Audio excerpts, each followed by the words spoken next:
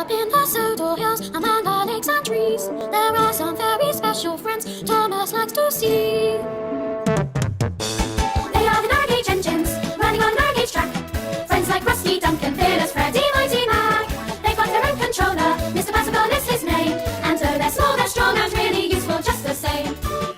They're Sodor's best kept secret, who people hardly know. Because they're small, they take the loads where bigger trains can't go. They work with James and Thomas at the transfer yard. And though they're cute and friendly, these engines work so hard. They are the Narrowgauge engines, running on Narrowgauge track. Scarlery, Peter, Sam, Renee is the handle at the back. They've got their own controller, Mr. Percival is his name. And though they're small, they're strong and really useful just the same. Walkers, campers, fishermen, to all of them they're friends. Puffing proudly up the slopes and rattling round the